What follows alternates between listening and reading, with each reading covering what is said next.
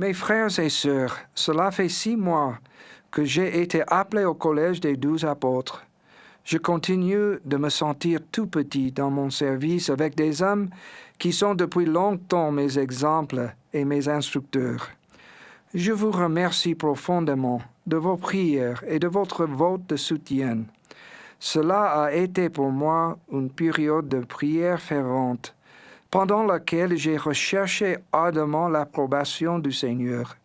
J'ai ressenti son amour de bien des façons, à la fois sacrées et inoubliables. Je témoigne qu'il vit et que c'est ici son œuvre sacrée.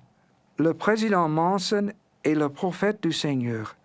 Je me souviendrai toujours de sa gentillesse quand il m'a donné mon appel en avril dernier. À la fin de notre entretien, il a voulu me serrer dans ses bras. Le président Monson est grand. Quand il a refermé ses longs bras autour de moi et qu'il m'a serré fort contre lui, j'ai eu l'impression d'être un petit garçon dans les bras protecteurs d'un père aimant. Pendant les mois qui ont suivi cet événement, j'ai pensé à l'invitation du Seigneur d'aller à lui pour être enserré dans les bras de son amour. Il a dit, « Voici, les bras de ma miséricorde sont étendus vers vous, et celui qui viendra, je le recevrai, et bénis sont ceux qui viennent à moi. » Les Écritures parlent de ses bras ouverts, de ses bras tendus, de ses bras étendus et de ses bras qui nous enserrent. Elles disent qu'ils sont puissants et saints, que ce sont les bras de la miséricorde, de la sécurité, de l'amour, et que ces bras sont élongés toute la journée. Nous avons tous ressenti dans une certaine mesure ces bras spirituels autour de nous.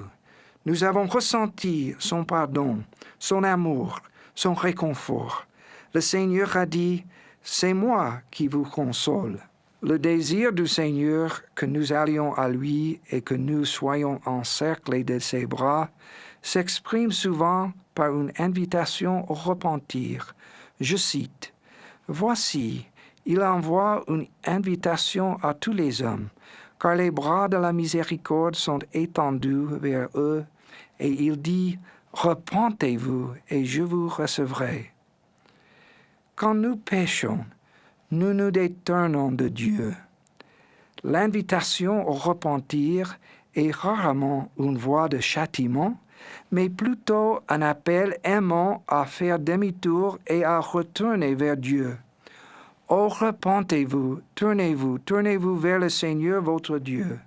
C'est l'appel d'un Père aimant et de son Fils bien-aimé à ce que nous soyons mieux que ce que nous sommes, que nous élevions notre façon de vivre, que nous nous changions et que nous ressentions le bonheur de respecter les commandements. En tant que disciples du Christ, nous nous réjouissons de la bénédiction qu'apporte le repentir et de la joie d'être pardonnés. Cela devient une partie de nous-mêmes qui modèle notre façon de penser et de percevoir les choses. Parmi les dizaines de milliers de personnes qui écoutent cette conférence, il y a de nombreux degrés de dignité personnelle. Cependant, le repentir est une bénédiction pour chacun de nous. Nous avons chacun besoin de sentir les bras de la miséricorde du Sauveur par le pardon de nos péchés. Il y a des années, on m'a demandé de rencontrer un homme qui, bien avant notre conversation, avait mené une vie dissolue. Suite à ses mauvais choix, il avait été excommunié de l'Église. Il était depuis longtemps revenu à l'Église et il respectait fidèlement les commandements. Mais ses actes passés le hantaient. Chez lui, j'ai pu sentir sa honte et ses profonds remords d'avoir mis à côté ses alliances. Après notre conversation, j'ai mis mes mains sur la tête pour lui donner une bénédiction de la prêtrise. Avant de dire un mot, j'ai profondément ressenti l'amour et le pardon du Sauveur pour cet homme. Il pleura ouvertement. Après la bénédiction, nous nous sommes pris dans le bras et je me suis émerveillé dans des bras de miséricorde et d'amour du Sauveur en serrant le repentant, quel que soit l'égoïsme du péché pardonné. Je témoigne que le Sauveur peut et désire vivement nous pardonner nos péchés. À part pour ceux qui ont choisi la perdition après avoir connu une plénitude, il n'y a pas de péché qui ne puisse être pardonné. C'est merveilleux que chacun de nous puisse se détourner de ses péchés et aller au Christ. Le pardon divin est l'un des fruits les plus doux de l'Évangile. Il ôte la culpabilité et la peine de notre cœur pour les remplacer par la joie et la paix de la conscience.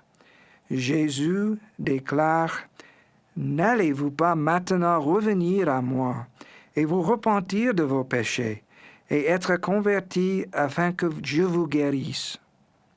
Certains qui écoutent aujourd'hui auront peut-être besoin d'un grand changement de cœur pour affronter des péchés graves. Ils auront peut-être besoin de l'aide d'un dirigeant de la prêtrise. Pour la plupart, le repentir se fait dans la discrétion et en privé, en cherchant l'aide du Seigneur pour changer ce qui doit l'être. Pour la plupart des gens, la repentance est davantage un processus qu'un simple événement. Le repentir n'est pas facile. Changer est difficile.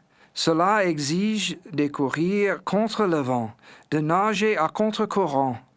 Jésus a dit, « Si quelqu'un veut venir après moi, qu'il renonce à lui-même, qu'il se charge de sa croix et qu'il me suive. » La repentance, c'est se détourner de choses comme la malhonnêteté, l'orgueil, la colère, les pensées impures, et c'est tourner vers des choses comme la gentillesse, l'oubli de soi, la patience et la spiritualité.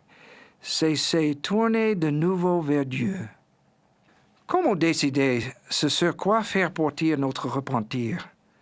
Quand un être cher ou un ami nous suggère des choses que nous devrions changer, l'homme naturel en nous pointe parfois le nez et répond « Oh, tu penses que je devrais changer? Attends, laisse-moi te parler un peu de tes problèmes. » Une meilleure méthode consiste à demander humblement au Seigneur. Quand nous demandons « Père, que voudrais-tu que me voie faire ?» Les réponses viennent. Nous sentons ce que nous devons changer. Le Seigneur nous le dit dans notre esprit et dans notre cœur. Nous sommes alors libres de choisir. Allons-nous nous repentir ou allons descendre le store devant notre fenêtre ouverte vers les cieux? Alma a lancé cet avertissement. Ne t'efforce pas de t'excuser si peu que ce soit. Quand nous descendons le store, nous arrêtons de croire à la voix spirituelle qui nous invite à changer. Nous prions, mais nous écoutons moins. Il manque à nos prières la foi qui mène au repentir. En ce moment même, quelqu'un est en train de penser « Frère Anderson, vous ne comprenez pas. Vous ne pouvez pas ressentir ce que je ressens.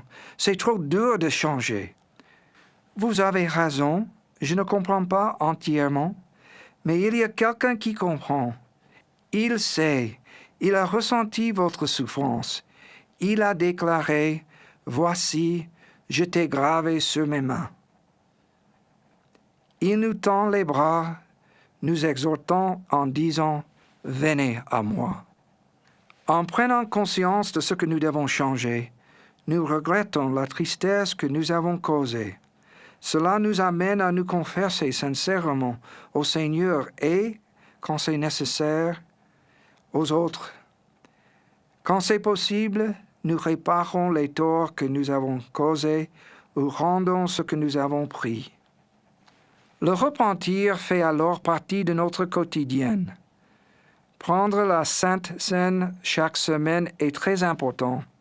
Venir humblement devant le Seigneur en reconnaissant que nous dépendons de lui, en lui demandant de nous pardonner et de nous régénérer, et en lui promettant de nous souvenir toujours de lui. Parfois, dans notre repentir, dans nos efforts quotidiens pour devenir plus semblables au Christ, nous nous voyons sans cesse aux prises avec les mêmes difficultés. Comme lorsqu'on escalade une montagne couverte de forêts, parfois nous ne voyons notre progression qu'une fois que nous sommes arrivés près du sommet et que nous pouvons regarder en arrière depuis les autres crêtes. Ne vous découragez pas. Si vous faites des efforts et travaillez à votre repentir, vous êtes en train de vous repentir. En nous améliorant, nous voyons la vie plus clairement et nous sentons le Saint-Esprit opérer plus fort en nous. Parfois, nous nous demandons pourquoi nous nous souvenons de nos péchés longtemps après les avoir abandonnés. Pourquoi la tristesse pour nos erreurs passées perdure-t-elle parfois après que nous nous sommes repentis?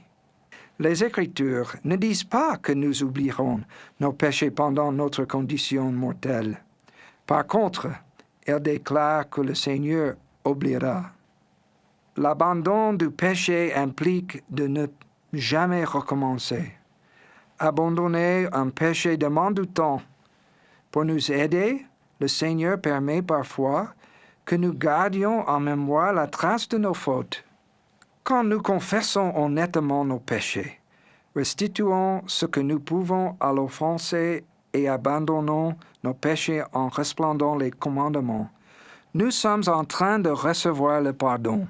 Avec le temps, nous ressentons que l'angoisse de notre peine se calme, ce qui ôte la culpabilité de notre cœur et nous donne une conscience en paix. À ceux qui sont vraiment repentants, mais que semblent incapables de ressentir de soulagement, je dis, continuez de respecter les commandements.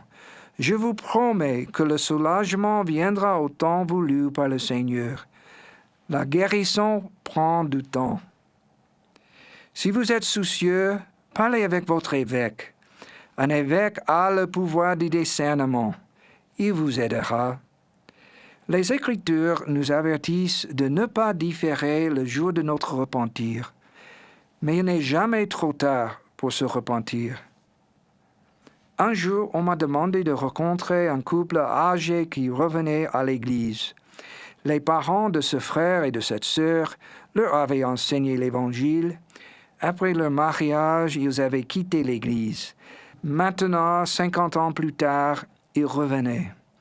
Je me rappelle que le mari est entré dans le bureau tirant une bouteille d'oxygène. Le frère et la sœur regrettaient de ne pas être restés fidèles. Je leur ai dit que nous étions heureux qu'ils reviennent, les assurant que le Seigneur accueille à bras ouverts ceux qui se repentent. Le vieil homme a répondu, « Nous le savons, frère Anderson, mais notre tristesse, c'est que nos enfants et nos petits-enfants n'aient pas les bénédictions de l'Évangile. Nous revenons, mais nous revenons seuls. » Il ne revenait pas seul. Le repentir ne fait que nous changer nous. Il bénit aussi notre famille et nos êtres chers. Avec notre juste repentir, au temps voulu par le Seigneur, le bras étendu du Sauveur n'en serrera pas que nous, mais s'entendra jusqu'à dans la vie de nos enfants et de notre postérité. Le repentir signifie toujours qu'un plus grand bonheur nous attend. Je témoigne que notre Sauveur peut nous délivrer de nos péchés. J'ai moi-même ressenti son pouvoir rédempteur. J'ai sans aucun doute vu sa main porteuse de guérison reposer sur les milliers de personnes parmi les nations du monde. Je témoigne que son don divin ôte la culpabilité de notre cœur et apporte la paix à notre conscience. Il nous aime. Nous sommes membres de son Église. Il invite chacun d'entre nous à nous repentir, à nous détourner de nos péchés et à venir à lui. Je témoigne qu'il est là, au nom de Jésus-Christ. Amen. He invites each of us to repent, turn away from our sins, and to come unto him. I witness that he is there in the name of Jesus Christ. Amen.